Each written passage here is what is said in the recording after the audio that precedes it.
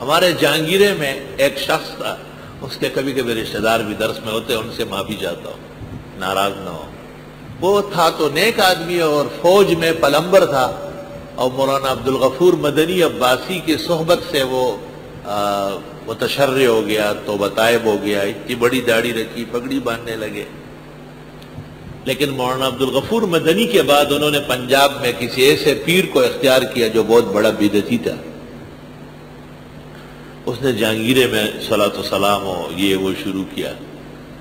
میں نے جا کے اس کے خلاف تقریریں کی، حالانکہ طالب علمی میں ہم دوست تھے آپس میں۔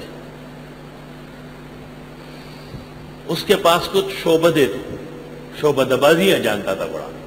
تو ایک دن میرے سامنے گزر رہا تھا اور ایک سام کو گلے میں ڈالا تھا اور دوسرا سام ہاتھ میں تھا، اور کہنے لگا کہ چاکڈیر توحیدی نو دی مارتا دے لوگوں نے اللہ سورڈی کا مور توازور کو میں آگا پاڑوگان چے بروڑ ناس جگتانا بے زیاد لوی اللہ والدی دیکھا غیر طرف پیٹے ہی لگی۔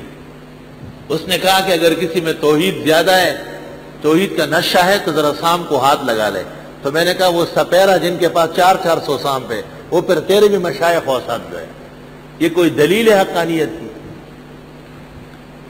اس دن میں کراچی روانہ ہو رہا تھا، لیکن میں نے دعا مانگی کہ میں نے کہا یا رب اپنی توحید پر آپ کو غیرت کرنا چاہیے، اس کو ذرا اپنا خاص قدرت دے گا، بس وہ اوقات قبولیت کے ہوتے ہیں۔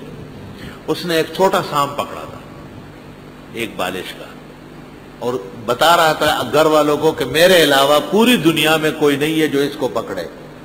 بس اس دوران اس نے ٹک ڈسا، ڈسنے کے ساتھ ہی اس کو الٹی شروع ہو گئی، اور اس نے لوگوں سے کہا کہ مارو سام کو۔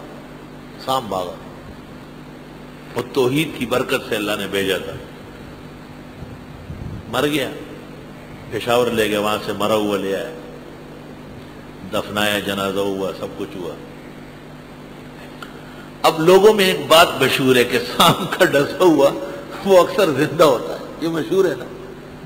تو ہمارے ایک عزیز تھا، اللہ اس کو غریق رحمت کرے، وہ دور کھائی کی طرف جاتا تھا استنجے وضو کے لیے، راستے میں یہ قبر پڑتی تھی۔ اس کو کہیں خیال آیا کہ یہ زینب الدین جو اس میں دفن ہے، وہ ظالم بچوں سے رابین قبر کے ولاڑ تھے، وہ ادھر کئی اور ادھر کئی ادھر کئی، اور سامنے مشین چل رہی تھی کرش کی، وہ جو پتھر پیستی ہے، تو وہ تگڑا ہوتا ہے نا، تو اس نے جو قبر کے اوپر کان رکھا تو گڑزک وہ شابئی کے نظر الدین قبر کے ولاڑ دے بھائی جوڑے جہانگیرے اخلاق شٹول پمنڈا ڈیرئی اور نوے کلے و سرا۔ دنیا آ گئی، مولانا عبدالحنان صاحب کے پاس لوگ گئے اور ان کو کہا کہ زیراب الدین استاد تو قبر میں کھڑا ہے اور کہتے کہ مجھے نکالو، کیا کریں؟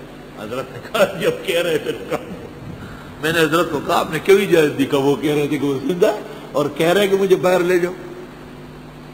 اس کی بیوی آئی، کپڑے لے آئی، لاٹھی اور پگڑی سب۔